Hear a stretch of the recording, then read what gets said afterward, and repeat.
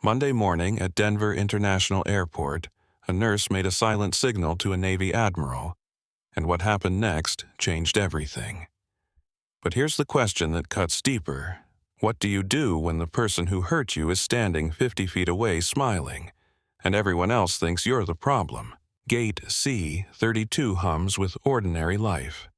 Coffee breath, rolling suitcases, a tired mother bouncing a toddler on her hip, and in the corner, Claire Morgan sits in teal scrubs with a neck brace that can't hide the bruises. A USB drive taps against her chest like a second heartbeat. She's not shaking because she's weak. She's shaking because she knows how fast a system can bury the truth. Stay to the end and you'll learn how courage moves quietly, how evidence survives pressure, and how predators lose when witnesses wake up. If you're watching this, don't look away. Like the video, and tell me where you're watching from. Claire kept her eyes on the man in the charcoal suit until the shape of his smile stopped looking human and started looking practiced. The terminal noise blurred into a single steady roar like oxygen moving through hospital walls. Her throat tasted like copper. Her fingers stayed still in her lap because stillness was the only thing she could control. 3 weeks earlier, she still believed control lived in routines. At Front Range Providence Medical Center, the morning shift began before sunrise when the parking lot was a field of headlights and tired decisions. Claire Morgan walked in with her coffee, sealed tight hair pinned back, and her badge turned the right way around. She moved through the lobby with a kind of quiet speed that made people step aside without realizing they'd done it. The hospital liked to say it served the community with compassion, and the lobby worked hard to prove it. A chapel with a wooden cross sat tucked into the corner. A framed mission statement hung beside a donor wall glossy with names. Fresh flowers showed up on Mondays arranged by volunteers with careful hands. Upstairs, the air changed. The ICU smelled like bleach and warmed plastic, and the faint sweetness of skin lotion. Machines spoke in thin electronic tones. Vents sighed, monitors clicked, the nurse's station glowed with the screens and half-finished notes. The unit had its own rhythm, the kind you felt more than heard. It was built from alarms that meant nothing, and alarms that meant everything from footsteps that didn't hurry until they had to. Claire belonged to that rhythm. She had a way of checking a patient that looked casual to strangers, but it wasn't casual at all. She scanned lines and tubes like she was reading a map. Her eyes moved from skin color to pupils to the slight lift of a chest. She listened to breath sounds with the same focus a marksman used on a target, measuring tiny changes, refusing to let the small things become the last things.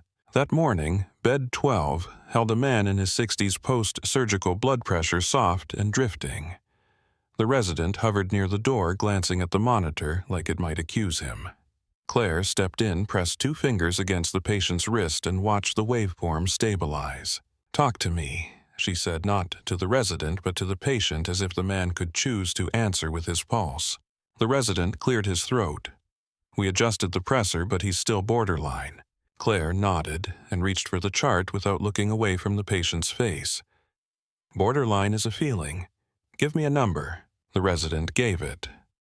Claire thought for a beat, then looked at the IV pump. "Your dosage is fine," she said. "Your timing is not. He's behind by 10 minutes every hour.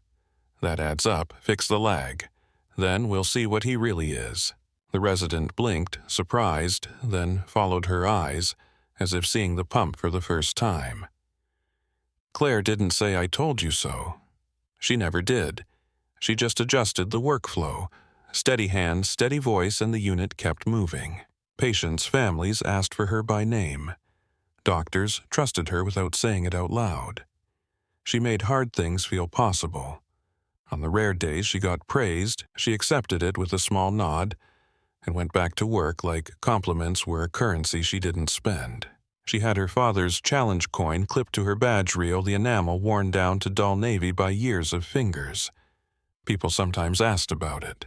She usually answered with 2 words: "My dad." If they pressed, she gave them the safe version: "Former Navy, medical, deceased."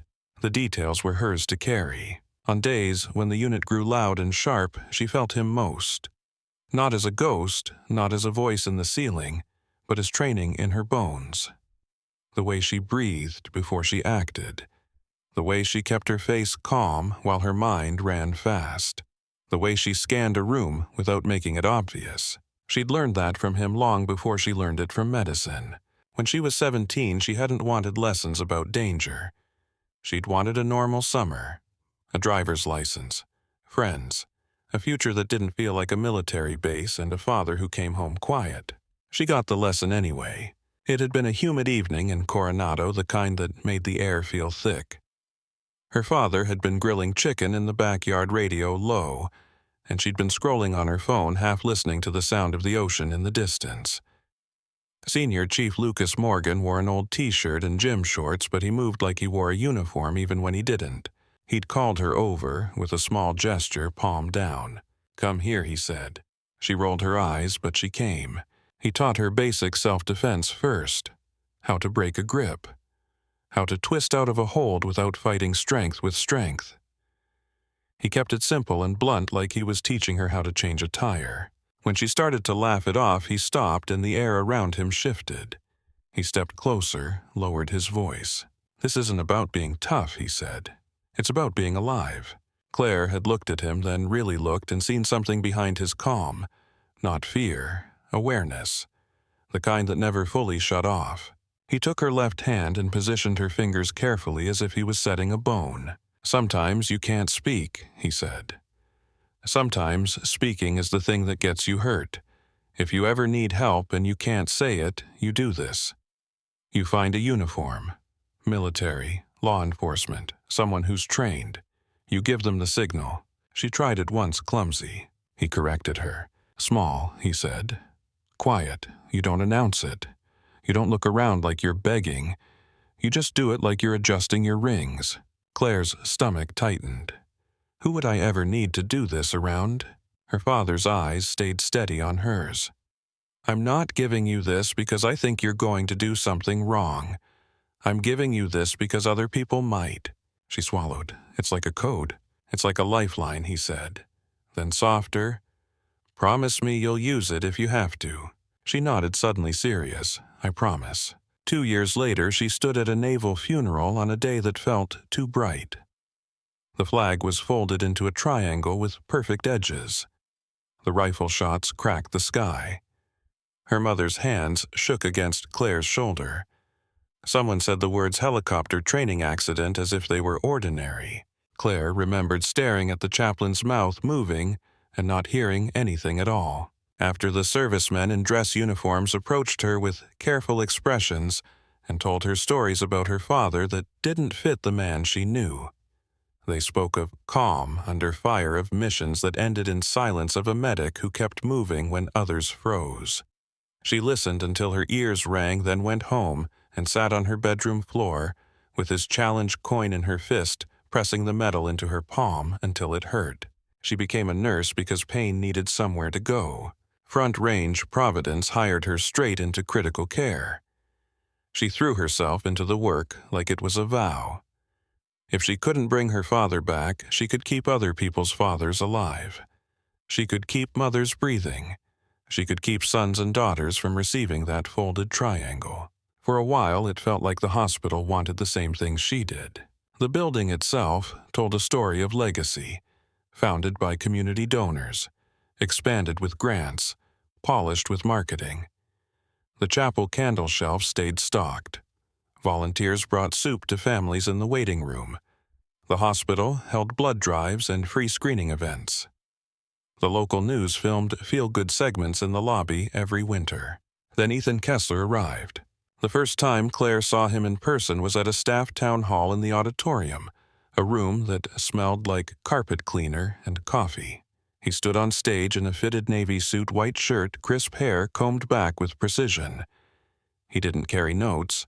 He didn't need them. Front Range Providence is a pillar, he said, voice smooth, hands open.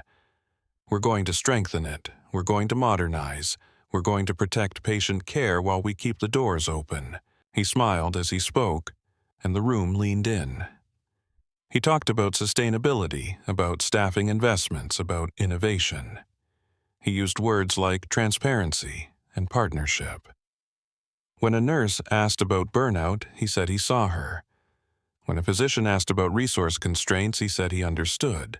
After the meeting, he moved through the crowd shaking hands. He paused when he reached Claire.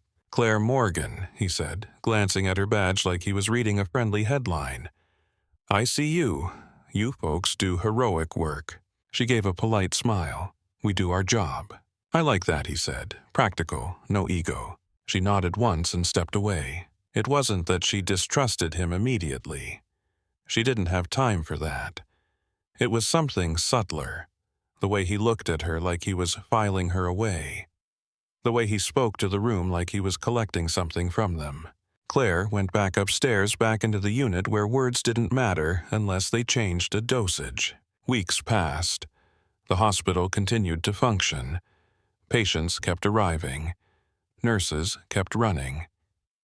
Claire kept working doubles when they were short-staffed. She took overtime because the unit needed hands, and because silence at home felt heavier than the unit's noise. She began noticing small changes. Case management meetings got tighter, sharper, more emphasis on discharge timing, more pressure to clear beds. Administrators started showing up on units more often, clipboards and hand faces arranged into concern. They called it throughput. It sounded harmless until it didn't. One Tuesday night, the unit settled into that late-hour quiet when most families had gone home and the hallways stretched long and empty. Claire had medications to deliver, notes to finish, vitals to check. The charge nurse asked her to drop paperwork at the administrative wing for a signature. The administrative corridor was almost always deserted at night. Fluorescent lights buzzed with a faint electric whine. The floor tiles shone under the lights like wet stone. Claire walked quickly, heels tapping a steady cadence. She passed the executive offices without thinking until she heard a voice that didn't belong in the quiet. Ethan Kessler. His office door was closed, but his voice slipped through anyway, sharp enough to cut. "I don't care what physical therapy recommends," he said. "We need those beds." A pause. Then colder by Friday. Claire stopped mid-stride. Her hand tightened around the folder. Her heart kicked once hard. She told herself there were 100 innocent explanations. Bed capacity was a constant issue. Hospitals ran like arteries. If they clogged, people died. But the way he said it wasn't like a man managing resources. It was like a man issuing an order. She walked on. Back in the unit, she told herself to let it go. She counted drips. She rechecked dosage. She updated a family member with gentle precision. She adjusted a pillow. She cleaned a patient's mouth with a swab and spoke softly to him, even though he couldn't respond. Still, the sentence stayed in her head. By Friday. 2 days later, she met the cost of that sentence. Marjorie Deaton was 71 and stubborn in the way of people who had raised children and survived storms. She'd come in after a stroke that left her right side weak, and her speech slowed, but her eyes stayed sharp. She hated needles and apologized every time she flinched, like fear was a personal failure. Claire had held her hand during blood draws, guiding her breathing. Marjorie had called her honey once, then looked embarrassed, then said it again anyway. That Thursday morning, Claire found Marjorie's room unusually busy. A case manager stood by the bed with papers. A physical therapist frowned at the chart. Marjorie's daughter stood with her arms crossed, jaw tight. Claire stepped in and felt tension like heat. "What's going on?" Claire asked. The case manager smiled thinly. "We're finalizing discharge plans." The physical therapist snapped, "She's not ready. She can't transfer safely. She needs inpatient rehab." The case manager kept her voice controlled. "The recommendation has been reviewed. We have to make decisions based on overall capacity and care pathways." Marjorie's daughter leaned toward Claire. "They're sending her home tomorrow." Marjorie looked at Claire with fear she tried to hide. Her good hand gripped the blanket. Claire kept her voice calm. "Who signed off on this?" The case manager hesitated, then said, "Administration." The physical therapist's eyes flicked to the hallway, then back. We're being told to move people. Claire felt her jaw tighten. This isn't safe. The case manager lowered her voice. Claire, I'm just doing my job. Claire looked at Marjorie, at the way her shoulders sagged, at the way her breathing quickened. She imagined her trying to stand at home, falling, hitting her head. She imagined the ambulance ride back. She imagined the paperwork that would claim it was unavoidable. Claire leaned closer to the case manager. There are protocols. The case manager's smile vanished for a moment. There are also directives. Marjorie's daughter said, "Who do I talk to? Who is making this call?" The case manager glanced away. "We can request a follow-up, home health, outpatient therapy." The physical therapist let out a humorless laugh. "Outpatient therapy for a woman who can't walk." Claire reached for the chart, reading quickly, looking for a physician note that would push back. She found one, then found it oddly vague, written like someone trying to satisfy a requirement without starting a war. Marjorie's eyes welled. "I don't want to go," she said, words slow but clear. Claire felt something settle in her chest, heavy and determined. "I'm going to talk to the attending," Claire said. The case manager's voice sharpened. "Claire." Claire met her gaze. "I'm going to talk to the attending." The attending physician was in the hallway. Dr. Nolan was a competent man with tired eyes and the posture of someone constantly being pulled in two directions. Claire approached him, keeping her tone clinical. "Dr. Nolan, Marjorie Deaton's discharge is scheduled for tomorrow. PT is recommending continued inpatient rehab." Dr. Nolan's mouth tightened. "I saw." "She's not safe to go home," Claire said. He glanced around, then leaned closer. "I agree with you." Claire waited. He exhaled quietly. "The decision didn't come from me." Claire didn't ask who. She already knew. Dr. Nolan's voice dropped. "Claire." "I put my objection in the note. That's what I can do right now." "That's not enough," Claire said, and surprised herself with how hard it came out. Dr. Nolan's eyes flicked to her challenge coin. His gaze softened for a moment. "Be careful," he said, barely moving his lips. "This place looks like what it is not." Claire stared at him. "Patients are going to get hurt." He swallowed. "I know." Claire walked back into Marjorie's room and forced her face into calm. She leaned close to Marjorie's daughter. "I'm trying," she whispered. "I'm trying to stop it." Marjorie's daughter looked like she wanted to scream. "Who is doing this?" Claire straightened. "I'm going to find out." The next day, Marjorie left in a wheelchair, a paper bag of medications on her lap, her daughter's hands clenched on the handles. Marjorie turned her head as she passed the nurse's station. Her eyes caught Claire's. Claire lifted her hand in a small wave. Marjorie tried to smile. It looked like a question. Claire watched them disappear down the hallway toward the elevators. She felt the unit's noise return around her, alarms and footsteps and voices, but a part of her stayed frozen in that moment, watching an unsafe discharge roll away because someone in a suit needed a number to look better by Friday.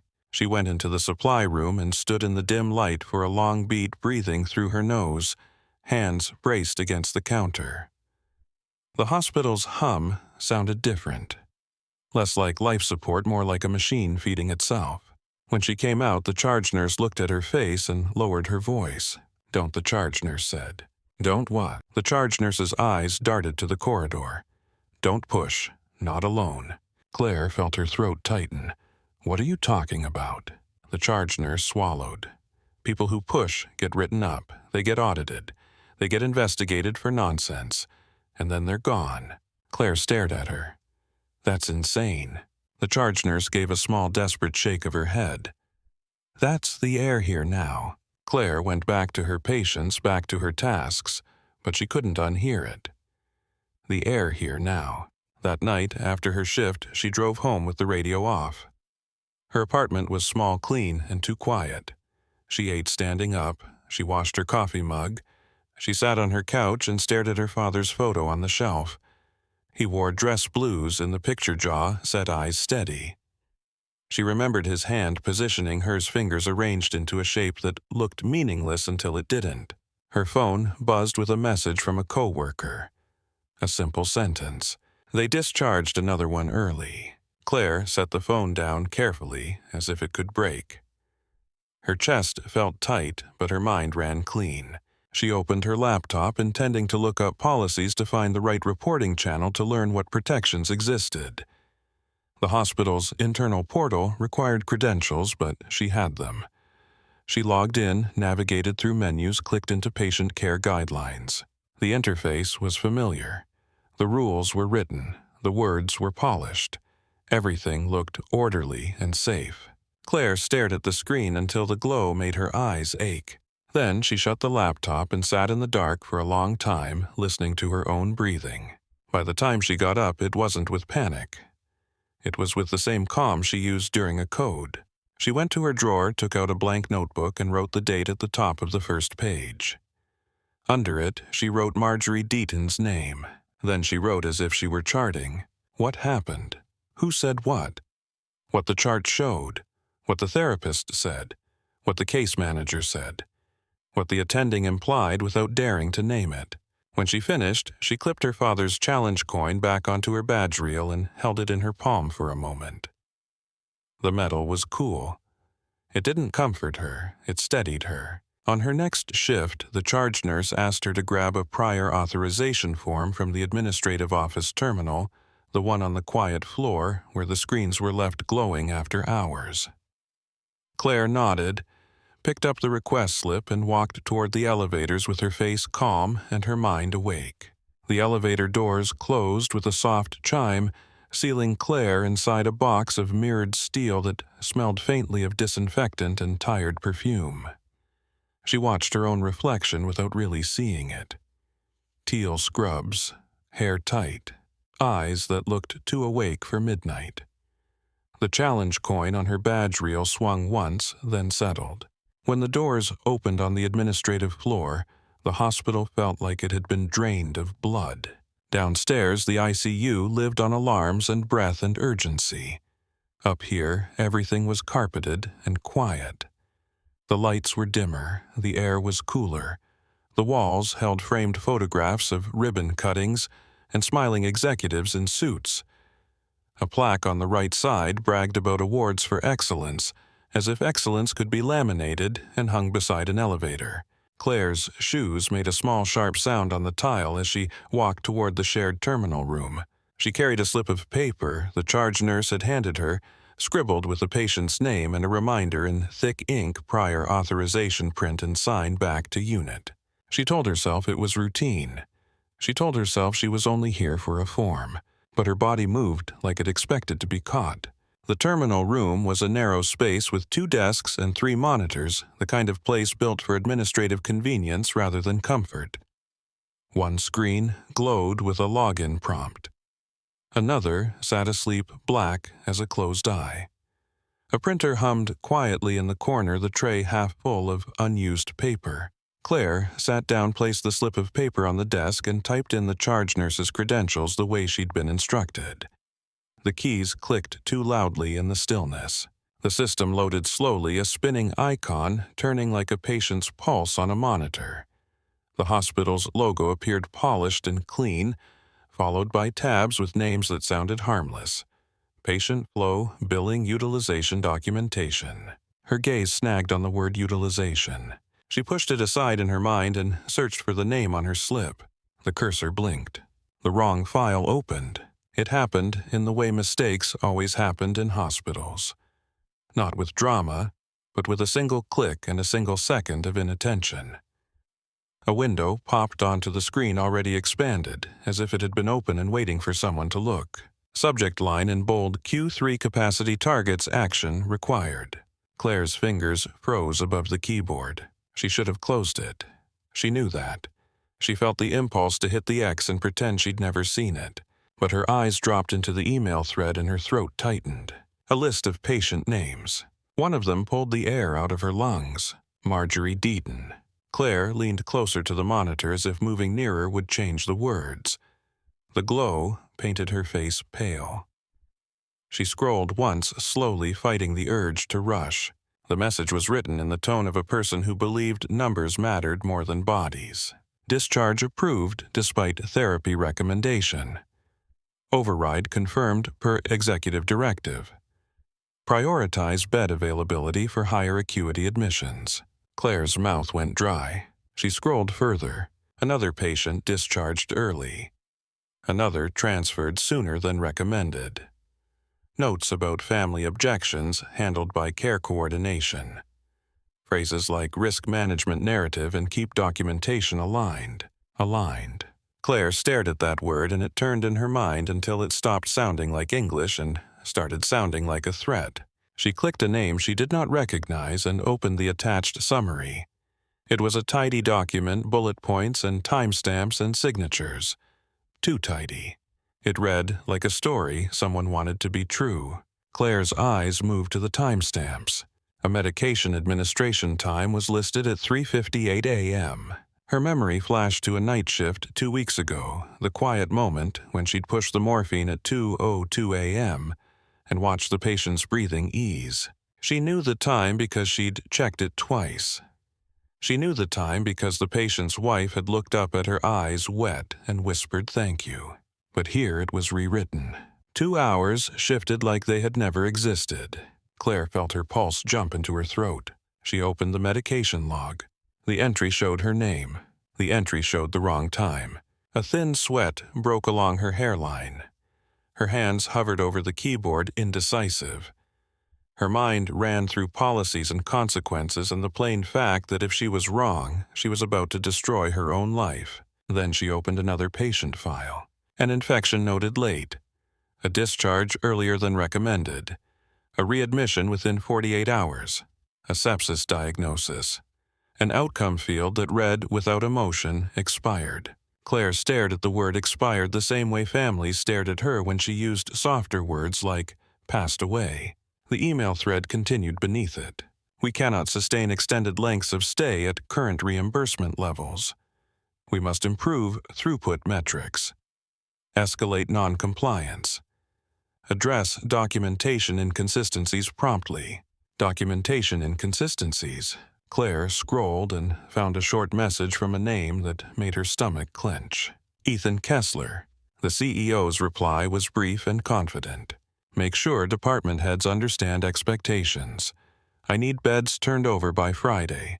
Keep this contained. Contained.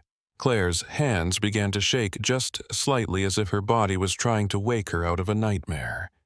She pressed her palms flat against the desk and forced herself to breathe through her nose. Slow in, slow out.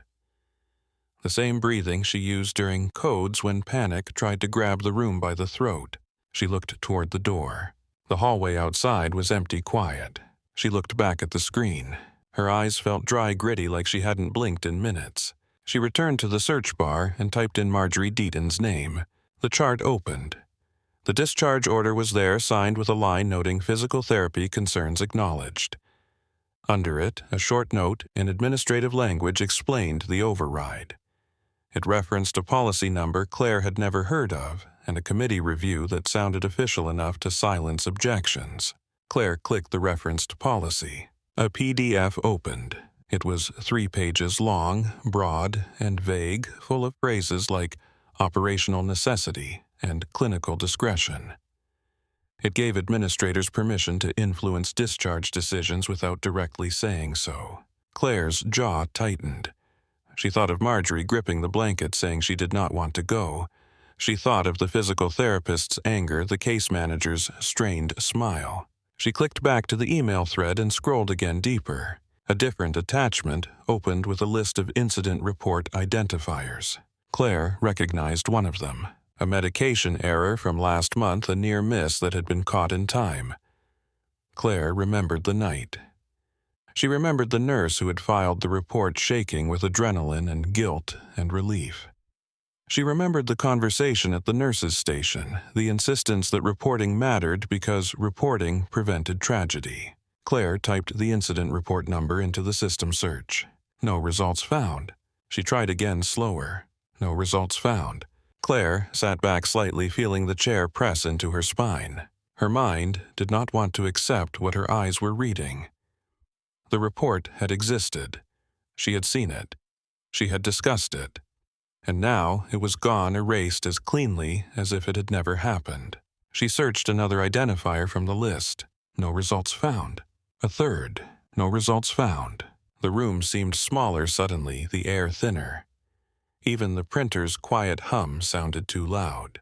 Claire's gaze dropped back to the email thread. One message written by someone in compliance mentioned a directive to remove certain reports from standard access to limit exposure during litigation review. Claire's mouth opened slightly, then closed. She stared at the word litigation the way she stared at expired. She scrolled again and found a line that made her stomach twist. Remind staff their licensure requires acting in the institution's best interest. Address disruptive behavior. Disruptive behavior. Claire knew that phrase. She had seen it used against nurses who questioned unsafe orders. She had watched it turn competent professionals into liabilities overnight. Her fingers moved before she fully decided to move them. She reached into her scrub pocket for her phone and opened the camera without sound. She took a photo of the subject line, then another of the message containing Marjorie's name, then one of Kessler's reply.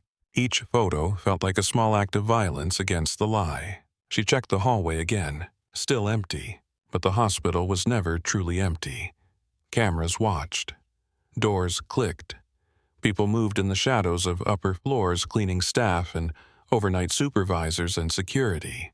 Claire's heart beat harder. She forced herself to become calm the way she did when a patient's blood pressure dropped. She did not allow her mind to spiral into what if. She stayed on what is. What is was a trail. She opened a different patient file at random from the list. The discharge date was earlier than expected. The note referenced stable condition. But the vitals recorded 2 hours before discharge showed a rising heart rate and a low-grade fever. She opened the nursing note. A nurse had documented concern. The note was there, but the timestamp was wrong. The note looked as if it had been entered later, post-dated into the chart. Claire leaned closer, eyes narrowing. The formatting did not match standard entries. The punctuation felt different, like someone had rewritten the voice. A chill went through her, cold and slow. If they could change timestamps, they could change stories. If they could change stories, they could turn anyone into the villain. Claire's fingers hovered over the mouse as she considered how far she was willing to go. She had wanted proof. She had wanted clarity. But clarity came with weight. She clicked into the audit log. The audit log was supposed to be a record of changes. It listed user IDs times edits. It was the hospital's memory. The audit log showed multiple edits to the same entry within a short window made by a user ID she did not recognize. Not a nurse, not a physician, an administrative user. Claire wrote the user ID down on the slip of paper beside her, then realized the slip was the one she was supposed to bring back to the unit. She flipped it over and wrote on the blank side instead, neat and controlled. Her phone buzzed softly in her pocket, startling her so hard she almost stood up. She pulled it out and saw a text from the charge nurse. "You almost done." Claire's thumb hovered. She typed back with measured calm. 2 minutes. She locked the phone and returned to the screen. Her hands shook again. She pressed her thumb against her middle finger, a pressure point her father had taught her to use when adrenaline threatened to steal fine motor control. She opened the print menu. The printer whirred to life, spitting out paper into the tray. Claire watched the pages slide out one by one, like a confession being born. She printed only what mattered most. The email thread with Kessler's directive. The discharge override note for Marjorie. The list of incident report identifiers. The policy PDF. 2 pages from the medication log showing the mismatched time. A screenshot of the audit log with the unknown user ID. She stacked the pages neatly, aligning edges the way she aligned IV tubing so it would not kink. The printer clicked, then went quiet. Claire exhaled slowly. She had a stack of paper and a phone full of photos, but she needed something more durable. Paper could be taken. Phones could be wiped. Accounts could be locked. She needed redundancy. She pulled the small USB drive from her pocket. the one she normally used for continuing education modules and shift handoffs when the hospital network failed. It was plain and unmarked. She inserted it into the terminal. The system recognized it with a quiet notification. Her hands trembled as she selected files to export. She chose carefully, keeping her choices tight, focusing on administrative messages and logs. She avoided pulling full charts when she could, taking the documents that proved directive and tampering rather than every detail of every patient. Her pulse pounded as each file copied the progress bar, inching forward like a heartbeat. When the transfer completed, she ejected the drive and slipped it into her scrub pocket. Then she took one more step. She opened a shared directory labeled Leadership Communications. The folder structure was clean, organized by quarter. She clicked Q3. A chain of emails appeared, dozens of them. Claire's eyes scanned subject line: capacity optimization, revenue capture, denial management, executive performance incentives. She clicked an email titled Incentive Alignment. A chart opened in the body of the email, a table of metrics tied to bonus payouts. One column listed throughput targets. Another listed length of stay reductions. A third listed financial incentive payouts. Claire stared at the numbers until they stopped being numbers and started being a motive. She scrolled and found Kessler's name again. This time, he was not issuing a broad directive. He was discussing targets, phrasing it like strategy, like leadership. We can hit these numbers if we tighten discharge windows and reduce documentation noise. We need compliance from unit leadership. I expect full cooperation. Documentation noise. Claire's skin prickled. A faint sound came from the hallway, the soft squeak of a cartwheel. Claire froze. The sound stopped. She turned her head toward the door. A shadow passed under the gap, moving from left to right. Claire's breath caught. She stayed perfectly still, eyes on the door, the way she stayed still when a patient's heart rhythm changed, and she needed a clean read before acting. The shadow disappeared. The cartwheel squeaked again, farther away. Claire exhaled, but her hands were unsteady now. The risk was real. She could not sit here for another 10 minutes printing documents while someone noticed. She closed the directory, logged out of the system, pulled the printed pages together into a tight stack and slid them into a manila folder from the desk drawer, the kind used for administrative forms. The folder looked ordinary. That was the point. She stood, smoothed her scrubs, and picked up the folder and the slip of paper that had brought her here in the first place. Her mind ran through the unit's elevator route. The quickest path back, the cameras in the hallway, the way to keep her face neutral. She stepped into the corridor. The administrative floor was still quiet, but it no longer felt empty. It felt watched. Claire walked with steady pace. She did not hurry. Hurrying was a signal. She moved like she belonged, like she was simply carrying paperwork, like she was simply doing her job. She passed an office with a glass wall and saw her own reflection folder tucked against her ribs. She reached the elevator and pressed the button. The wait felt too long. The ding finally came. The doors opened. She stepped in and faced forward. The doors closed. Only then did her shoulders drop by a fraction. Back in the ICU, the world hit her again, louder and warmer. Alarms, voices, the smell of hand sanitizer, a patient's call light chiming. The charge nurse looked up when Claire approached the desk. "Got it?" the charge nurse asked, casual. Claire set the folder down like it contained nothing but forms. "Yeah, printed." The charge nurse nodded and slid it into a tray. Claire's mouth felt stiff. She turned away, walked into the supply room, and closed the door behind her. In the quiet, she pulled the USB drive from her pocket and stared at it in her palm. It looked harmless. It looked like every other piece of plastic in a hospital, but it felt heavy. She tucked it back into her pocket and leaned against the shelving, eyes closed for 2 seconds, just long enough to steady her breathing. Then she went back out because patients still needed medication and monitors still needed checking, and the unit did not care that her world had shifted. For the rest of the shift, Claire moved on muscle memory. She hung antibiotics, adjusted drips, answered questions, smiled when families needed reassurance. Her voice stayed calm, Her hands stayed competent, but her mind kept returning to the words she had read. Keep this contained. Reduce documentation noise. Address disruptive behavior. She watched the unit manager speak with an administrator in the hallway, their heads close together, their faces serious. She wondered if they were talking about staffing or about her. Every time a door opened behind her, she felt it in her spine. When her shift ended, she walked to her car in the staff parking lot with the same awareness she used walking into an unfamiliar patient room. Keys threaded between her fingers, not as a weapon, but as an anchor. The night air was cold, and it cleared her head just enough to think. At home, she placed the USB drive on her kitchen table beside her father's photo. She did not turn on the television. She did not scroll. She made tea she did not drink. She sat and stared at the printed pages spread in front of her like a crime scene. Marjorie Deaton's name stared back. Kessler's directive sat in black text, polite and lethal. Claire picked up her phone and opened her notebook. The page with Marjorie's name was already written. She added new lines beneath it, careful and precise, creating a timeline that could survive questions. She wrote the date she heard Kessler's voice in the hallway. She wrote the date Marjorie's discharge was overridden. She wrote the names of staff present in the room. She wrote the user ID from the audit log. She wrote the subject lines that tied everything together. She did not write feelings. She wrote facts. When she finished, she stared at the page until her eyes blurred.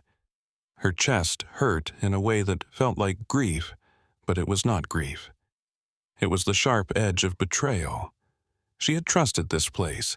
She had given it her best years, her holidays, her sleep. She thought of the folded flag at her father's funeral, of the men who told her he had saved lives in silence, of the way he had held her hand and taught her a signal for help. Claire stood and walked to the bathroom mirror. She studied her own face, searching for anything that looked like a person who could take on a hospital and win. She saw only a tired nurse.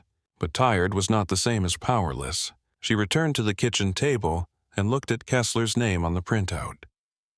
A powerful man with polished words, a man who could make a room believe him. A man whose directives were written to look reasonable. If she went to the board, would they protect him?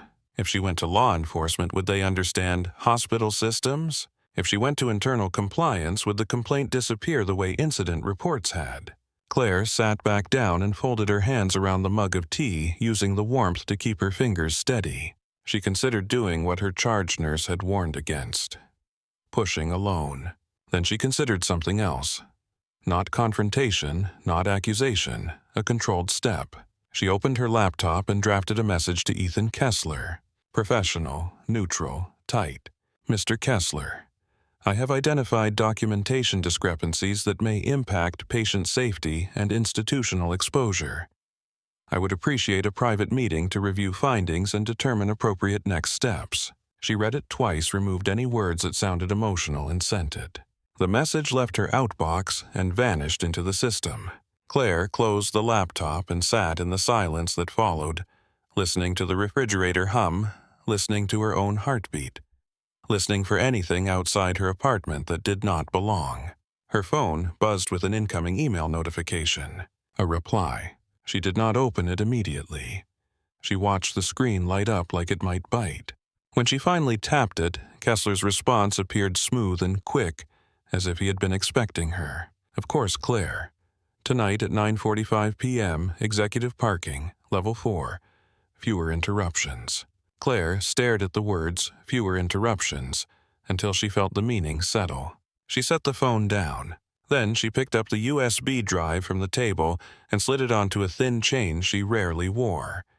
She fastened it around her neck and tucked it beneath her shirt, resting it against her skin. She gathered the printed pages and placed them into the manila folder again, pressing them flat, aligning edges, making them look like ordinary paperwork.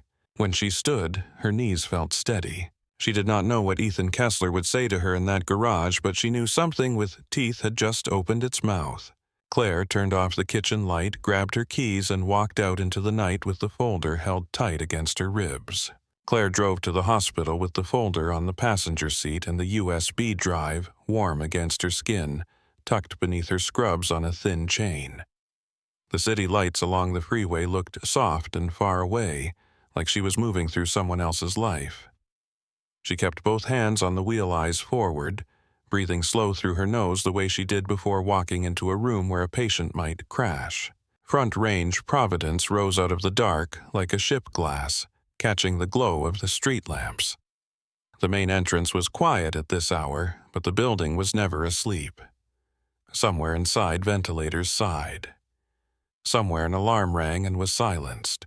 Somewhere a family held hands in a waiting room and tried not to look at the clock. Claire turned into the executive parking entrance and felt the temperature drop as she rolled down the concrete ramp. Her headlights swept over painted arrows and security mirrors mounted at corners. Level 4 was marked by a sign that looked freshly cleaned.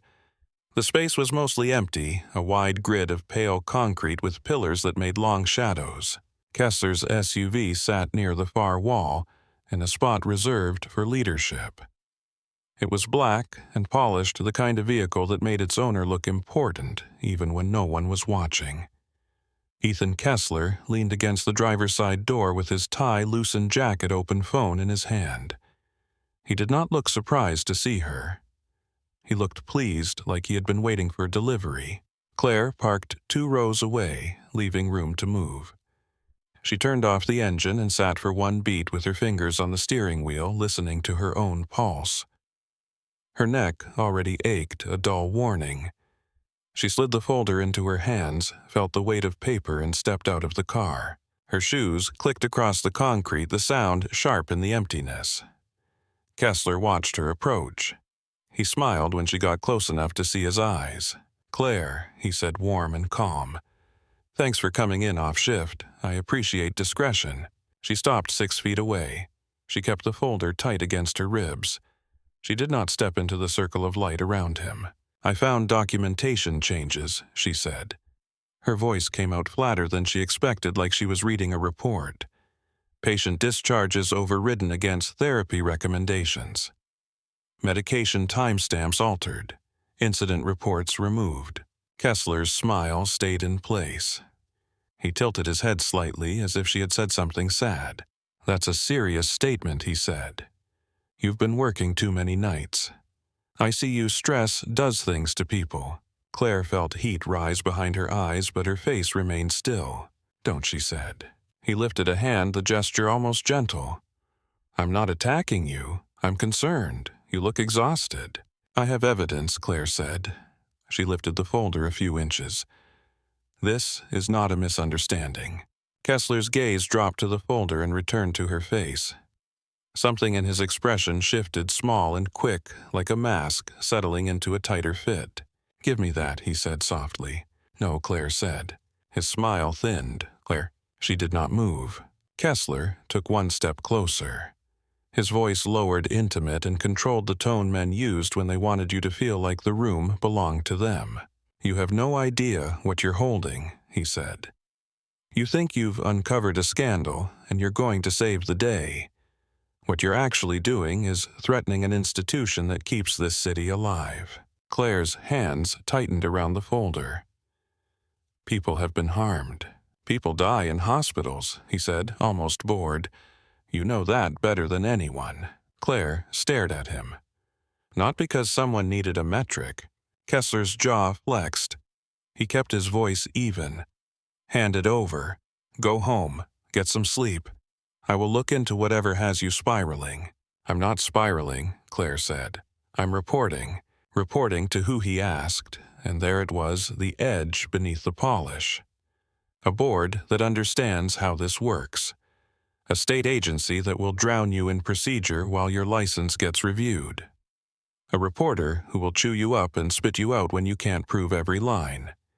You think any of them will protect you." Claire felt her throat tighten.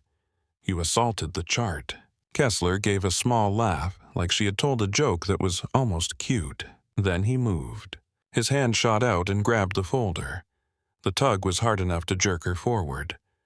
Claire held on by instinct, fingers' white body braced. For a second, they were locked in a struggle that felt ridiculous and terrifying at once, paper and pride between them. "Let go," Kessler said, voice still calm. "No," Claire said through clenched teeth. Kessler yanked again.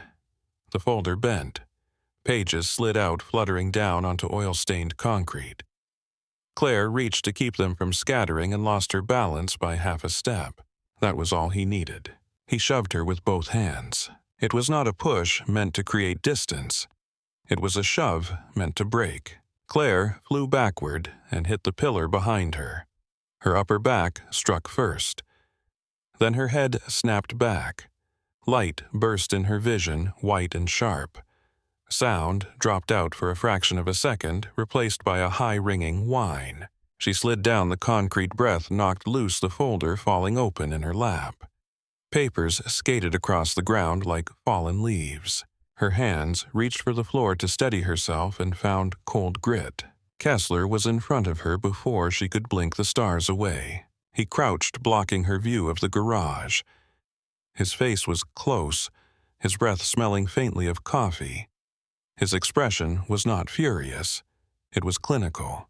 He placed his hand at the base of her throat, not squeezing, not choking, just pressing enough to make the point clear. His thumb rested near her airway, steady as a pulse check. "You wanted a private meeting," he whispered. "Now you have one." Claire tried to swallow.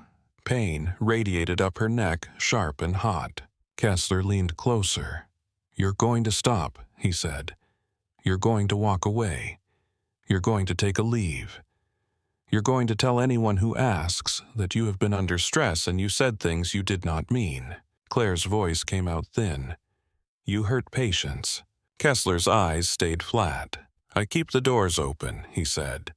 "I keep people employed. I keep a hospital alive in a world that eats hospitals for profit." His thumb pressed just a fraction more. Claire's breath caught. "And if you don't cooperate," he whispered, "you will not work in this field again. I will make sure of that. Your license, your reputation, your credibility, all of it is fragile. I break fragile things for a living." Claire's eyes watered not from fear alone, but from pain and rage, and the humiliation of being pinned on concrete by a man who would shake hands at a gala tomorrow and call himself a leader. She tried to move her head, and her neck screamed. Kessler pulled his hand away and stood. He looked down at the scattered papers, then began to collect them with the calm efficiency of someone cleaning up after a small inconvenience. He picked up a page, scanned it, tucked it into the folder. Another page, another. His movements were unhurried, almost tender. Claire tried to sit up. Her arms shook. Her vision wavered. Kessler finished collecting the papers and snapped the folder shut. He looked at her again, head tilted, the faintest trace of sympathy in his eyes that was not sympathy at all. "You're exhausted," he said. "You need help. People will believe that." Then he walked back to his SUV, opened the driver door, and slid in like he had just finished a conversation over budget projections. The engine started. The headlights turned. The vehicle rolled away, tires whispering over concrete. Claire stayed on the ground, jaw clenched, breathing shallow because deeper breaths pulled at her neck. When she finally managed to move, it was slow. She used the pillar to pull herself up, hands slick with sweat. Her fingers searched under her scrubs for the chain. The USB drive was still there. She held it between her fingers like a prayer. Her phone lay near her knee screen, cracked from the fall. She picked it up with shaking hands and tried to dial. The screen did not respond at first. She forced it to wake, swiped, pressed. Finally, it unlocked. She stared at her recent calls and realized she did not know who to call that would not lead back to him. A security desk number flashed through her mind, but she imagined cameras. She imagined reports buried. She imagined a narrative written before she opened her mouth. Her neck throbbed in hard pulses. She felt nauseated. She made it to her car, one painful step at a time. She drove home with her jaw clenched, one hand on the wheel, the other braced against her collarbone to keep her head steady. Every bump in the road sent a bolt through her spine. When she reached her apartment complex, she parked crooked left, the engine running for too long, then turned it off and sat in the dark forehead against the steering wheel, trying not to vomit. She remembered her father's voice, low and steady. "Breathe first, then act." Claire forced herself to inhale and exhale until her hands stopped shaking enough to function. She dragged herself upstairs, unlocked her door, and stepped inside. The apartment was dark. She did not turn on lights. She did not trust the windows. She set her keys on the counter and tried to walk to the couch. Her knees buckled halfway. She went down hard, not with impact this time, but with exhaustion, like a body that had finally reached its limit. Her cheek pressed against the carpet. Her neck screamed. She lay there breathing in dust and the faint scent of laundry detergent, listening to the silence. She did not remember falling asleep. She woke to her phone buzzing beside her head, the vibration rattling through her skull. Light stabbed her eyes when she lifted her head. Daylight leaked around the curtains. The clock on the microwave read 2:16 p.m. Claire sat up too fast and nearly blacked out. Pain shot through her neck and down her shoulders. She grabbed her phone and stared at the screen. 43 missed calls, dozens of texts, a flood of emails. Her chest tightened as she scrolled. At first, she expected concern. Someone asking if she was okay. Someone who had noticed she never came back to the unit. But the messages were not concern. They were distance. From a nurse she trusted. Please do not contact me about this. From a respiratory therapist, I cannot be involved. From a physician she respected, Claire. Please get help. People are worried. Claire's stomach turned. She opened an email from Human Resources. Administrative leave pending investigation. The language was formal and cold. It referenced allegations of professional misconduct. It instructed her not to return to hospital property. It warned her not to contact staff while the investigation was ongoing. Her fingers went numb. She opened another email, this one from the hospital legal department. It warned against defamatory statements. It referenced potential damages.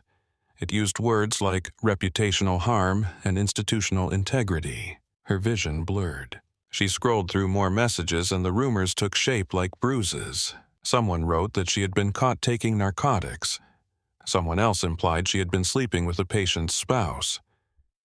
Another suggested she had made medication errors and was trying to cover herself with a story. Then the phrase appeared again and again. She is unstable. Claire stared at that sentence until it felt like it was written on her skin. She tried to call the charge nurse. No answer. She tried the unit manager. Straight to voicemail. She tried Dr. Nolan. His phone rang twice, then stopped. She sat on the floor with her back against the couch, neck brace, pain flaring every time she shifted. Her apartment suddenly felt two small walls closing in. She pressed her fingers against the USB drive beneath her shirt and held it there to steady herself. Her phone rang. Unknown number. She hesitated, then answered. A woman's voice came through, crisp and professional. Miss Morgan, this is Tessa Harding with Harding and Muir Legal Group. I represent Front Range Providence Medical Center and Mr. Ethan Kessler. Claire's mouth went dry. He attacked me. There was a pause, as if the woman had expected that line. Ms. Morgan, the lawyer, said my client is prepared to pursue civil action if you make any public statements that damage his reputation or the hospital's reputation. Defamation claims may exceed $2 million. Additionally, the hospital is prepared to file a complaint with the Colorado Board of Nursing regarding your conduct. Claire felt the room tilt. You are threatening me. I am informing you, the lawyer said smoothly, of the seriousness of your situation. There is documentation suggesting you initiated physical contact in the parking facility. There is also reason to believe you are experiencing a mental health crisis. Claire's vision narrowed. That is a lie. My advice, the lawyer continued, is to accept the leave package the hospital is prepared to offer, seek evaluation, and move forward quietly. It will be better for you. Claire's voice shook. I have proof. The lawyer's tone did not change. If you distribute protected patient information, you will expose yourself to additional penalties. Consider your options carefully. The line clicked dead. Claire stared at the phone in her hand as if it were a weapon pointed at her face. Her throat felt tight and raw. She wanted to scream. She wanted to throw something. She wanted to call the police and watch someone finally take her seriously. But she could already see the conversation. The hospital's version. The polished story. A stressed nurse, an unstable employee, a misunderstood executive, and in the middle of it her credibility bleeding out. She forced herself up and stumbled to the bathroom. The mirror showed her face, pale eyes rimmed red.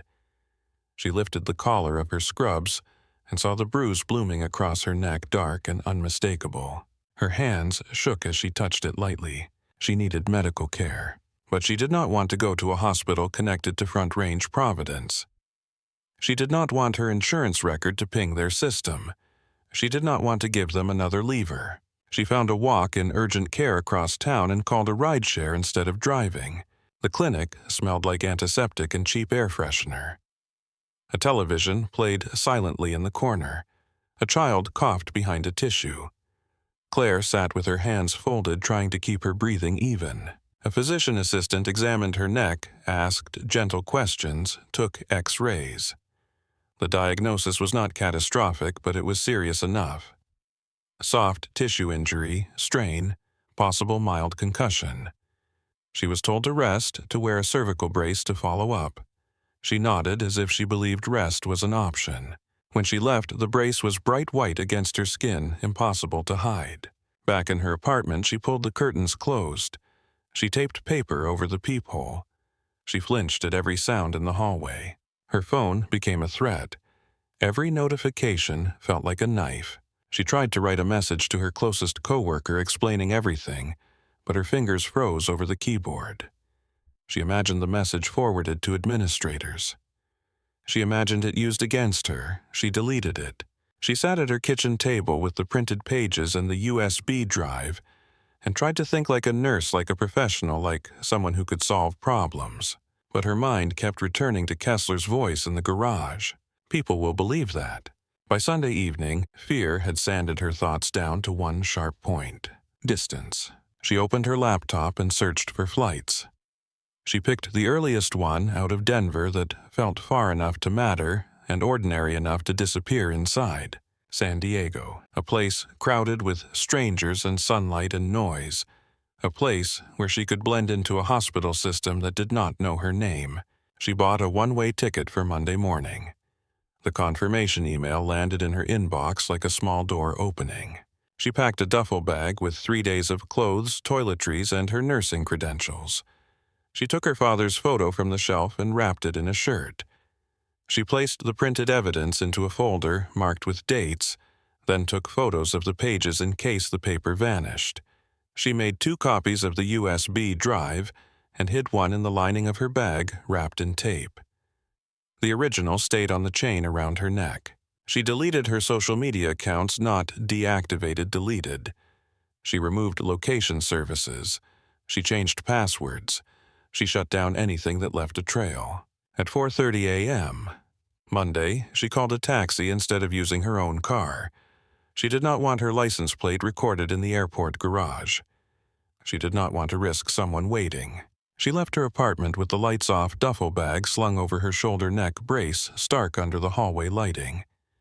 Each step felt like she was abandoning a life, but the alternative felt like stepping back into Kessler's hands. The ride to Denver International Airport was quiet.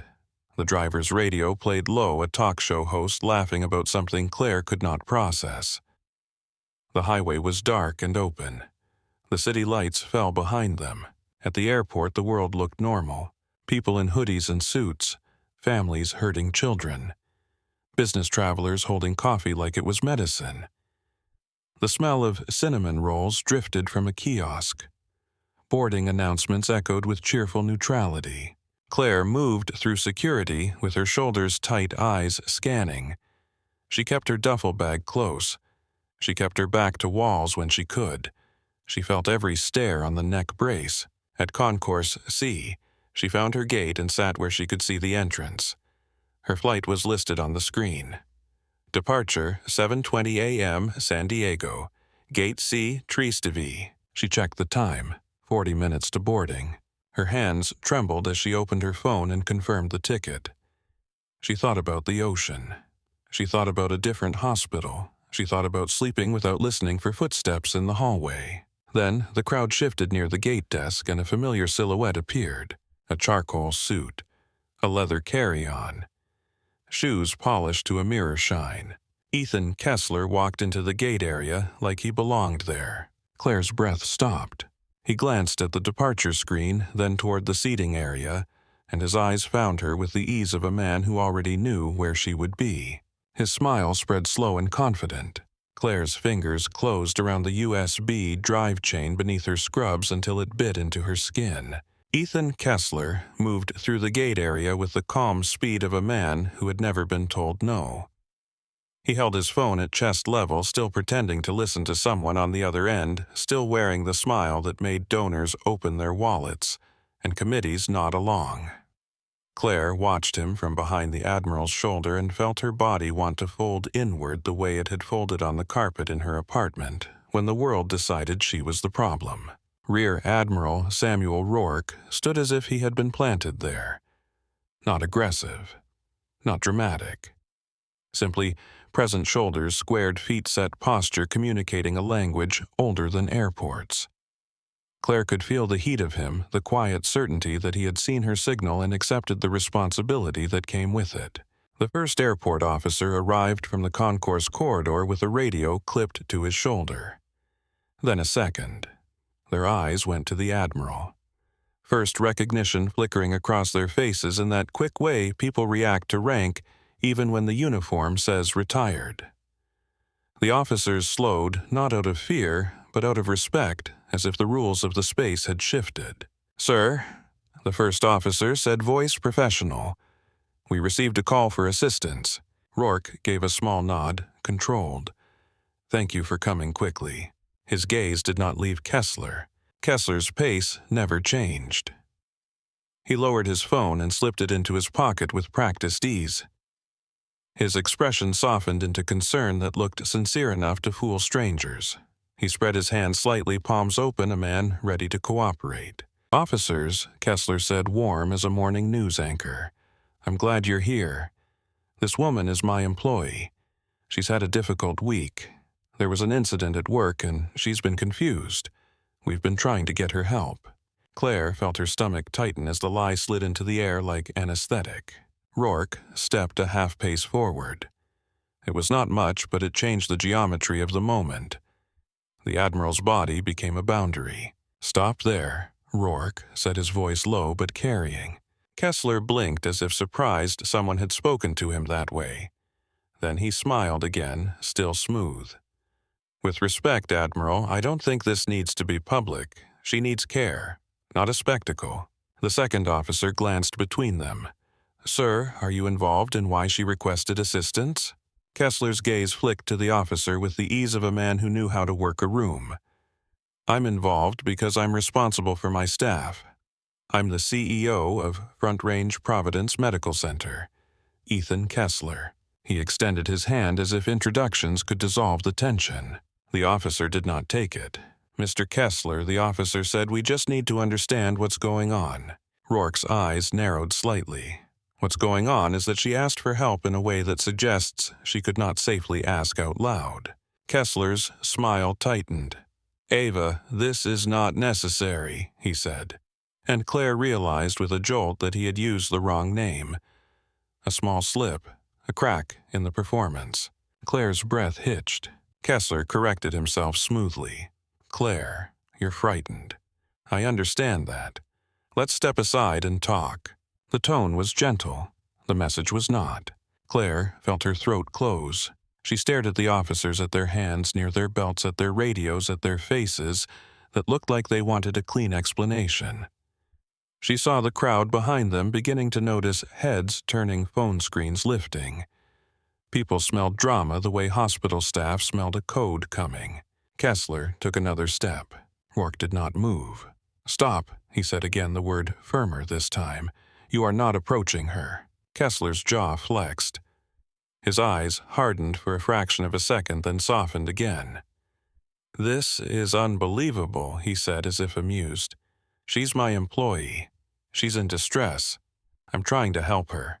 Claire heard her father's voice in a distant part of her mind, the memory of calm in the middle of chaos. "Fear makes you rush. Breathe first, then act." Her lungs shook as she drew in air. She tasted coffee and dry throat. She felt the USB drive tap her sternum under her scrubs like a second heartbeat. The officers looked toward Claire. "Ma'am," the first officer said, "are you okay?" The question was simple. The answer was not. Claire's voice came out rough but clear enough to cut through the terminal noise. "He attacked me." The words landed like a tray dropped on tile. The nearby gate area went silent in waves. Conversation stopped. A child's whining paused. Even the overhead announcement seemed to fade as if the airport itself leaned in. Kessler's expression did not change much. He had practiced for this. He tilted his head brows, knitting into concern. "Claire," he said softly, "this is what I was telling them. You're overwhelmed. You're imagining things." Claire's hands shook. She forced them to still by pressing her fingers against her palm. "You shoved me into a pillar in the executive garage," she said. "You put your hand on my throat." Kessler exhaled like a patient man. "She's been working double shifts," he told the officers. "She suffered a panic episode. There's security footage. She was erratic." Rourke's voice cut in calm and sharp. "Then you should have no objection to law enforcement reviewing that footage." Kessler spread his hands again. "Of course, I want her safe. I want her evaluated." Claire's stomach turned at the word evaluated. She had heard it in the lawyer's voice, polished and cold. The first officer's posture stiffened. "Mr. Kessler, please step back." Kessler's smile slipped for a blink. "Officer, I'm not a threat. I'm trying to assist." "Step back," the officer repeated firmer. Kessler took a slow step backward, palms still open. He looked toward the crowd with a helpless expression as if he were the reasonable one trapped in someone else's drama. Claire felt her knees threaten to buckle. She kept herself upright with sheer refusal. The second officer turned fully to her. "Claire, can you tell me what's happening? Why did you ask for help?" Claire's eyes flicked to Kessler, then to Rourke. The Admiral gave a small nod that felt like permission without pressure. Claire swallowed. "I'm a nurse in the ICU at Front Range Providence," she said. 3 weeks ago, I found evidence of discharge overrides against medical recommendations, medication records altered, incident reports removed." Kessler's laugh was quick and disbelieving. "This is exactly what I mean. Corporate conspiracy nonsense." Claire kept her eyes on the officer, not on Kessler. When I tried to address it, he asked me to meet him privately in the executive garage. He took the papers and attacked me. The officer's gaze dropped to her neck brace. "Do you have documentation?" Claire's hand went to the chain under her scrubs. She pulled it out slowly, exposing the USB drive. It dangled against the white brace, small and ordinary, looking like it belonged to nothing. "Yes," she said. The crowd made a soft sound, a collective intake. Phones rose higher. Some people leaned into the aisle for a better view. A man in a hoodie whispered something to his friend, eyes wide. A businesswoman with a laptop in her bag held her phone steady, already recording. Kessler saw the phones, and Claire watched his face tighten. He did not fear cameras. He feared evidence. The first officer lifted his radio. "Supervisor to gate C32, he said, voice clipped. "We have a dispute involving an alleged assault." Kessler's voice rose slightly pitched to sound controlled but urgent. "This is slander. She's violating patient privacy. That drive could contain protected records." Claire heard him reaching for the narrative that would kill her credibility. She pushed her words out before he could build momentum.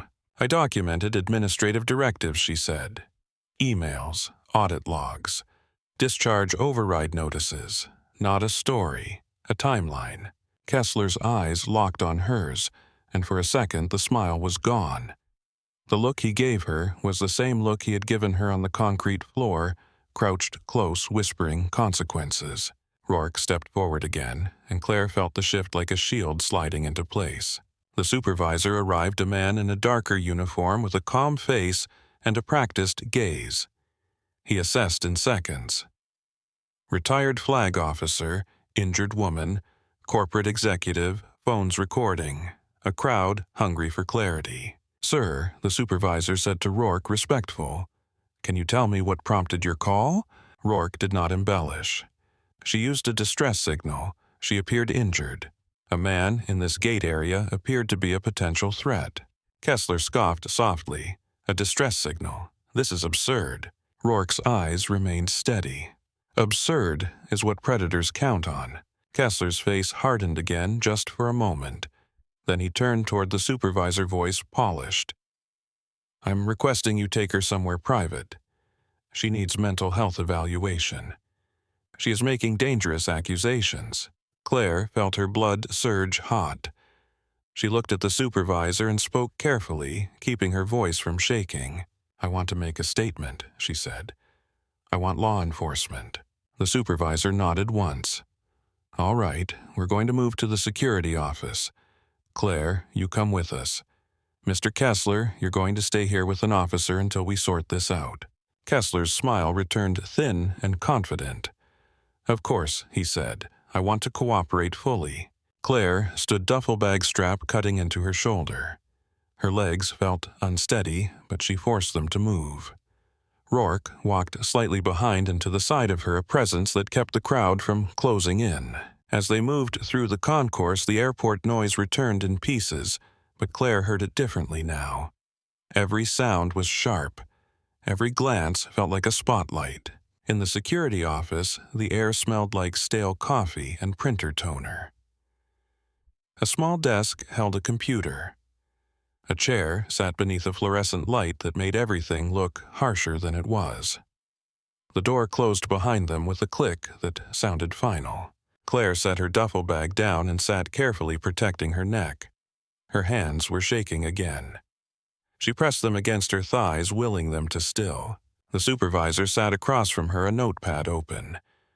"Claire," he said, "I need you to start from the beginning. Keep it factual." Claire nodded. Her mouth felt dry. She began.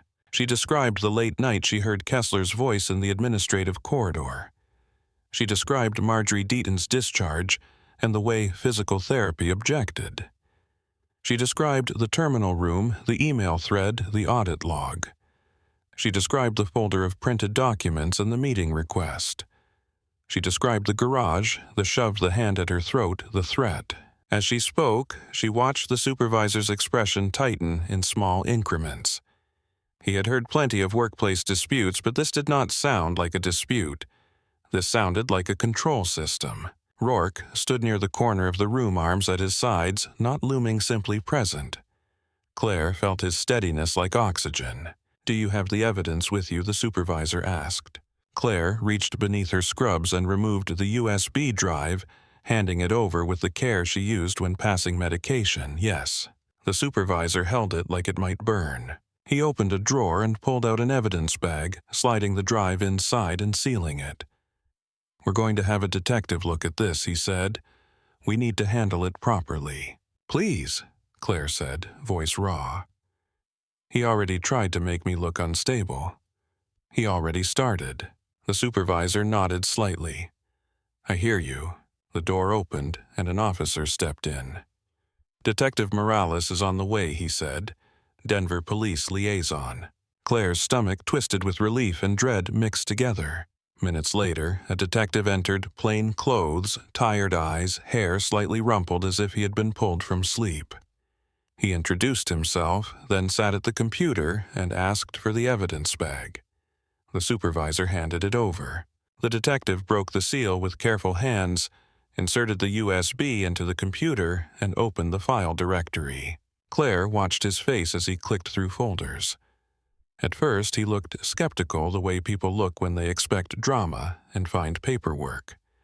Then his eyes narrowed. His mouth tightened. He leaned closer to the screen. "What is this?" he murmured, half to himself. He opened an email thread, scrolled, opened a PDF, read, pulled up an audit log screenshot. His fingers moved faster. The air in the room changed, becoming heavier with each click. Claire sat very still, neck brace pressing against her jaw. Her heart beat hard enough to hurt. She watched the detective's eyes move, watching him follow the trail she had built. "Do you have any physical injuries documented?" the detective asked. without looking away from the screen. "Yes," Claire said. "Urgent care, X-rays." "Where?" he asked. She gave him the clinic name. The detective nodded, then continued scrolling. In the other room, through the thin wall, Claire could hear muffled voices. Kessler, an officer. Kessler's tone calm and indignant, arguing his way into safety. Claire clenched her teeth. The detective turned slightly. "Claire," he said, "did you contact anyone at the hospital about this besides him?" "I tried," she said. They stopped answering. The supervisor leaned forward. "She's been placed on leave. There's legal pressure." The detective's gaze flicked up. "Legal pressure from who?" "Hospital counsel," Claire said, "and a lawyer named Tessa Harding." The detective paused, then typed something into his phone. Claire saw him send a message, quick and focused. The door opened again, and another officer stepped in with a phone in his hand. "Supervisor," he said quietly, "we're getting calls." People saw a video. Claire blinked. "A video." The officer nodded. "Someone in the concourse recorded the confrontation. It's spreading." Claire felt her stomach drop. Her face heated with sudden vulnerability. The idea of strangers watching her say "you attacked me" made her skin crawl. But the officer continued. "We've already had 2 people call asking how to provide information. They said they work at that hospital." Claire's breath caught. "They called here." The supervisor nodded.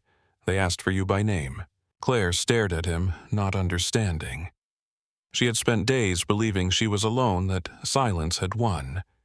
She had watched coworkers back away like she was contagious. Now, suddenly, they were calling the airport. The detective's phone buzzed. He answered, listened, then put it on speaker. A woman's voice came through, shaking. "This is Lily Hart," she said. "I'm a charge nurse at Front Range Providence. I saw the clip online." "Claire, I'm sorry. I'm so sorry." Claire's throat tightened. "Lily." "I was scared," Lily said, words tumbling. "We all were. He sends emails. He calls people into his office. He talks about careers like he owns them. I saved texts. I saved them because I knew it was wrong, but I didn't know where to take them." The detective leaned toward the phone. "Ma'am," he said, "this is Detective Morales. Can you tell me what you have?" Lily inhaled shakily. "Messages from Kessler. He ordered discharges. He told me to keep things off the record. He told me if I made noise, my schedule would get reviewed. He wrote it like he was doing me a favor." Claire closed her eyes for a moment. The pressure in her chest eased by a fraction. Not because she felt safe, but because she felt less alone. "Can you email those messages to a secure address?" the detective asked. "Yes," Lily said. "Yes, I'll do it right now." The call ended. Claire stared at the table edge, blinking hard. Tears threatened, but she forced them back. She could not afford to break open in front of officers. She needed to stay clear. The phone rang again. The supervisor answered, then handed it to the detective. A man's voice came through, low and urgent. "This is Marcus Bennett," he said. "I'm respiratory therapy at Front Range Providence. I heard him threaten Dr. Nolan. I heard it through the office door. Kessler told him his contract wouldn't be renewed if he kept pushing back on discharge timing." The detective's gaze sharpened. "You're willing to say that officially?" "Yes," Marcus said. "I should have said it earlier. I didn't. I will now." The detective asked for his information. The call ended. Claire felt as if the room had tilted on its axis. Hours ago, she had been a nurse in a neck brace, sitting at a gate, trying to disappear. Now people were calling law enforcement and saying out loud what had been whispered in hallways. The detective opened another file on the USB drive, an email thread about capacity targets. His finger paused on a line mentioning documentation alignment. He looked up. "Claire." He said, "This is bigger than an assault complaint." She nodded, throat tight. "I know." The supervisor opened the door and spoke to an officer outside, voice low. Claire caught fragments. "Notify headquarters. Hold him. Do not let him leave." Claire's stomach clenched. She thought of Kessler's smile at the gate, the way he had walked toward her, as if she were a problem to be handled. She wondered what he was doing on the other side of the wall, whether he was still calm, whether his mask was still intact. A knock sounded. The door opened. A man in a suit stepped into the security office, breath slightly fast. Hair perfect. He flashed a badge like it was a weapon, and then a business card.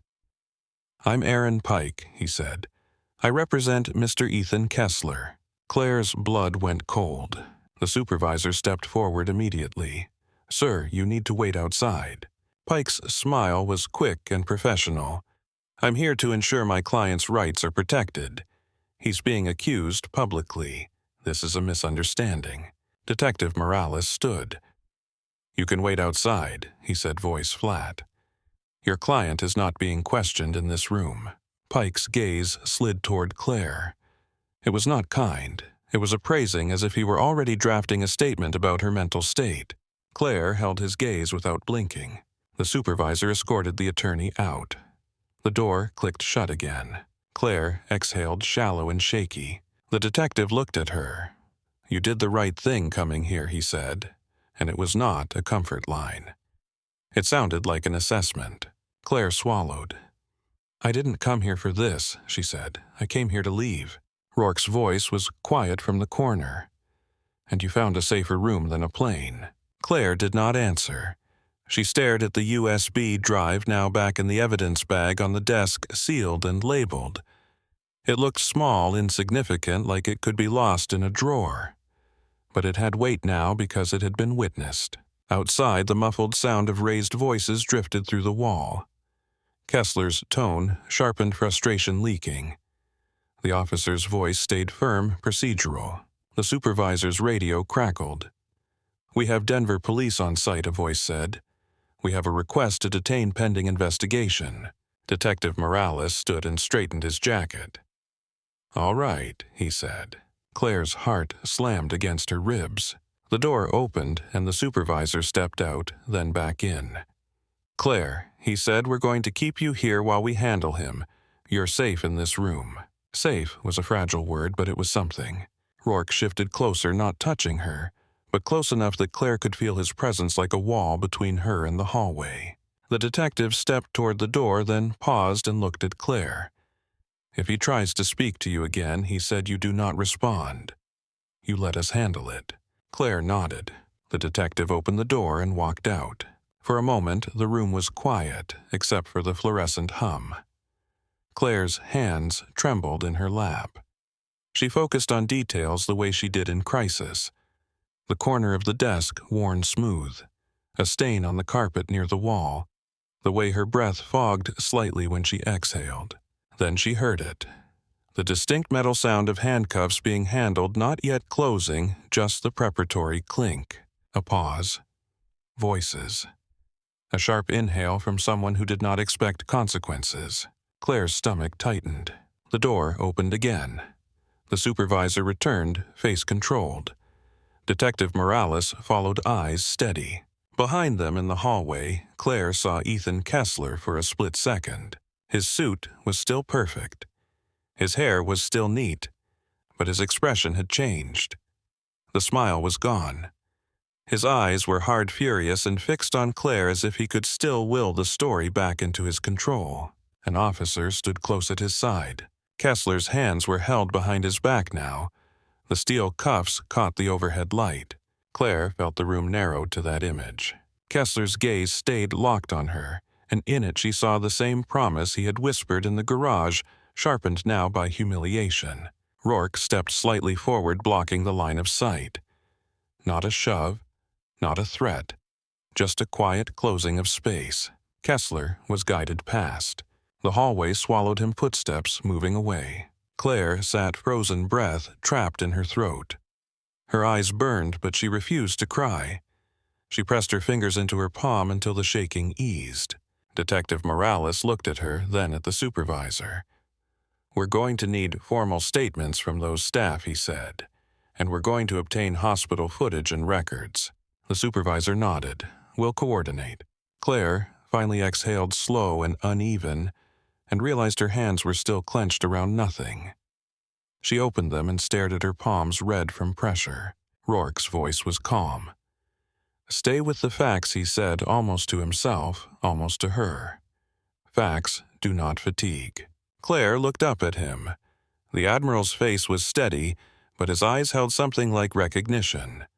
Not pity, not surprise. Recognition of the moment when a person stops running because the ground under them has become solid enough to stand on. Claire swallowed hard and nodded once the neck brace limiting the movement. Outside the security office, the airport continued. Announcements echoed. Coffee machines hissed.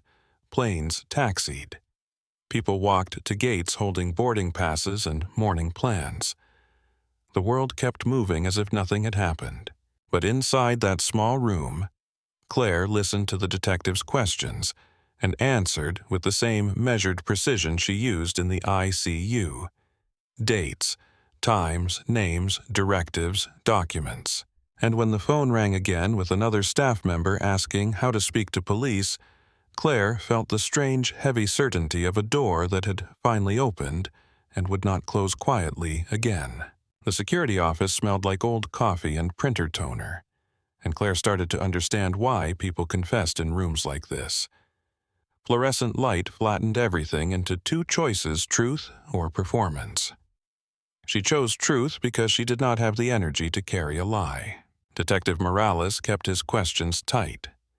Dates, times, names, the difference between what she charted and what the system now claimed, where the files lived, who had access, how Kessler had described the meeting, what he said when his hand rested on her throat. Claire answered with the same voice she used in the ICU when a family asked if their father was dying.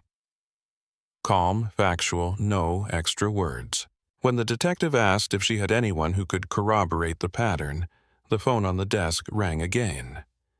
The supervisor put it on speaker. A woman introduced herself as a case manager and said she had screenshots. A man from pharmacy said he had copies of original medication logs saved on a personal drive because he did not trust the system anymore. A resident with a shaky voice said he had been instructed to rewrite a discharge note to make it sound cleaner.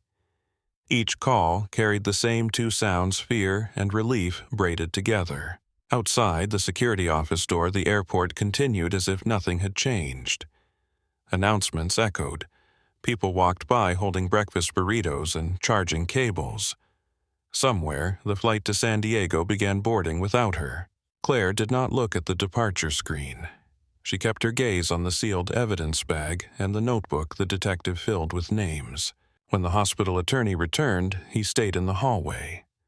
Claire could hear his voice, smooth and clipped, pushing for access, asking what the charges were, insisting the situation was being mischaracterized. An officer answered him with a flat tone and repeated the same sentence until it stopped being a negotiation. Your client will speak to investigators at the appropriate time. At some point, the supervisor stepped out and came back in with a small paper cup of water. He set it in front of Claire. Drink, he said. Claire lifted the cup with both hands because her fingers still trembled. The water tasted like plastic. It still helped. Rear Admiral Rourke remained in the corner, silent, watchful. He did not insert himself into her statement. He did not narrate her feelings. He simply existed as proof that someone in uniform had seen her signal and did not ignore it. After 2 hours, Detective Morales stood and rubbed a hand over his face. We're going to need to take you somewhere for a formal report, he said. Not here, somewhere quieter. Claire nodded. Her neck ached with every movement. Before we go, Morales added, I need the name of the urgent care that documented your injuries and any paperwork you have. Claire reached into her duffel bag and pulled out the discharge summary. The paper had been folded twice and smoothed flat again. She handed it over. Morales read it and nodded once. Good, he said, and the word carried weight. Not praise, utility. When the door opened, Claire caught one more glimpse of Kessler down the hall. He sat on a bench beside an officer's shoulders stiff suit, still perfect face set into anger that had nowhere to land. His attorney leaned close, whispering. Kessler's gaze lifted and found Claire, and for a moment his expression sharpened into something private, something that did not belong in public. Rourke shifted half a step, blocking the view without touching her, without making a scene. The officer near Kessler stood too body-angled in a way that ended the stare. Claire walked past without turning her head again. The police car ride was quiet. Denver, morning light spilled over the streets, making everything look ordinary. Claire watched the city move through the window, people walking, dogs, buses, stopping at corners, coffee shops opening their doors. Her life had been splitting open for days and the world refused to react. At the precinct, she sat in another room, this one smaller with a camera in the corner and a table scarred by years of paperwork. She gave her statement again. She signed forms. She handed over her phone so they could preserve the photos and the voice memo. She watched them bag it like it was a weapon. Detective Morales asked her to repeat Kessler's exact words in the garage. Claire closed her eyes and listened to the memory like it was a recording. People who do not understand their place get erased. She repeated it and felt her stomach tighten. Morales wrote it down without expression. By late afternoon, her flight was a line item in the past. The airline sent a notification that her seat had been reassigned. She stared at the message on the precinct computer when the clerk showed it to her and felt something unexpected. Relief. Not safety, not peace. Relief that she had not been trapped in the sky with him. Rourke remained nearby through the processing, speaking briefly to law enforcement, when asked, providing his account of the distress signal and the gate encounter. He did it the way he likely did everything, precise and unembellished. When it was done, he walked Claire out into the late-day air. The sun was low, gilding the edges of buildings. A wind slid down the street cold enough to sting. Claire paused on the sidewalk and realized she did not have a plan anymore. The plan had been San Diego. The plan had been distance. Now her duffel bag felt like a prop from a life that did not fit. Rourke looked at her. "Do you have somewhere safe tonight?" he asked. Claire swallowed. "Not my apartment," she said. Rourke nodded, as if she had said the weather. "Then you will not go there." He made a phone call and spoke quietly, then turned back. "I have a friend who runs a veteran support network," he said. "They can put you in a secure hotel for a few nights and connect you with an attorney who understands this terrain." Claire stared at him, throat tight. "Why are you doing this?" she asked. Rourke's expression did not soften into sentiment. "Because you asked," he said, "and because I saw the signal." The hotel room was clean and anonymous. Beige walls, a desk, a bedspread that smelled like detergent. Claire sat on the edge of the bed with her neck brace still on and stared at the door lock for a long time, listening to the quiet. Her phone was gone. Her evidence was in police custody. The folder of printed pages was now part of a chain of custody. Her hands still shook when she tried to unclasp the USB chain she no longer wore because the police had taken it. She showered carefully, pain flaring when she tilted her head. She dried her hair and sat again. She tried to sleep and could not. Every time she closed her eyes, she felt concrete against her back. In the morning, her inbox filled with messages she could not answer because her phone was held as evidence. The attorney Rourke connected her with met her in a small conference room off the hotel lobby and spoke in a voice that sounded like someone who had heard this story before, even if not in this exact form. "Your priority is safety," the attorney said. "Second is your license. Third is your narrative, because they will try to steal it." Claire stared at the wood grain on the table and nodded. The attorney filed paperwork. Requests for records, preservation demands, a restraining order application. Claire signed what she needed to sign, hands unsteady but legible. The hospital board called an emergency meeting that same week. Claire learned about it the way people learn about storms, through fragments and rumors. A colleague texted Rourke's friend, who texted Claire through an email address the attorney provided. "Leadership is panicking. They are saying they did not know. Kessler has been placed on administrative leave." The phrase administrative leave made Claire's jaw tighten. It sounded too soft for what he had done. But the legal gears were turning now, and gears moved the way gears moved, slow and relentless. Detective Morales called 2 days later and asked Claire to come in again, this time for a recorded interview with the state investigator who handled healthcare fraud. A woman in a gray blazer sat across from Claire and asked about billing language in the emails, about throughput incentives, about coding pressures. Claire did not pretend to know what she did not know. She answered what she could, and when she could not, she said so plainly. The investigator nodded, as if honesty was a currency she respected. Staff continued to come forward. Some did it with shaking hands and downcast eyes. Others did it with anger. The case manager, who had smiled thinly in Marjorie's room, now spoke to investigators with a voice that cracked mid-sentence. The pharmacist handed over copies of original logs and looked like he might vomit when he described being told to adjust timestamps. Dr. Nolan gave a deposition and stared at the wall like he was reciting a prayer. Marjorie Deaton's daughter contacted Claire through the attorney. She wrote one short email. "My mom fell at home 2 days after discharge. She's back in rehab now. I believed you the first time I saw your face." Claire read it 3 times and felt her eyes burn. The hospital tried to contain the story, but containment required silence, and silence had fractured. A local news station ran a segment about allegations at Front Range, Providence. They blurred faces. They used phrases like internal review and ongoing investigation. The hospital released a statement about commitment to patient safety. Claire watched the clip once on a hotel television and turned it off. The words felt too clean. The camera angles too gentle. Kessler's attorney requested that Claire undergo a mental health evaluation as part of a civil strategy. Claire's attorney responded with documents from urgent care and a statement from her therapist because she started therapy within the first week, not as an admission of instability but as a way to keep her nervous system from eating her alive. She sat in a therapist's office and described the garage in pieces, stopping when her throat closed. The therapist taught her how to anchor her body in a room that was safe, how to feel her feet, how to let her breath return without turning into a fight. Some days it worked, some days it did not. The neck brace came off after several weeks, but the pain stayed longer than the brace did. It lived at the base of her skull, a dull reminder that showed up when weather changed or when she heard footsteps echo in a parking structure. Months later, when the legal process had carved out enough space for her to breathe, Claire accepted a position at a smaller hospital across town. It was not as prestigious.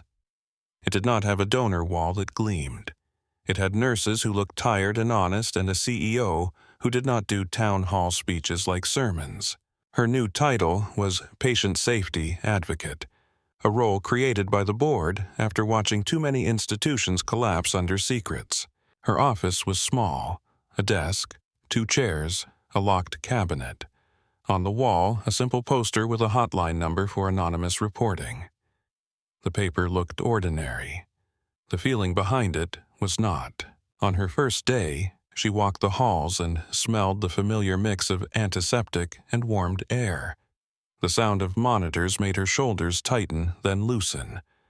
She belonged to hospitals the way some people belong to the ocean. Even after a storm, they still returned. Rourke visited once, not for ceremony, but to check on the system that had swallowed her and the one she was building her way back into. He sat in her office chair, looked around, and nodded. "This is good," he said. Claire offered him coffee from a machine that never quite made it hot enough. He took it without complaint. "You missed your flight," he said. Claire looked at him. "I did." He studied her face for a moment. "You look like someone who has been awake a long time," he said. Claire gave a small tired breath that almost qualified as a laugh. "I have." They spoke about nothing for a few minutes. Weather, traffic, the way the city changed when seasons turned. Then Rourke's gaze dropped to the challenge coin on her badge reel. "You kept it," he said. Claire's fingers closed around the coin. "I never took it off," she replied. Later that year, a new nurse came to Claire's office near the end of a shift. She was young hair pulled back, tight eyes too wide for someone who had seen only a few months of hospital life. She stood in the doorway as if unsure she was allowed to enter. Claire looked up from her paperwork. "Come in," she said.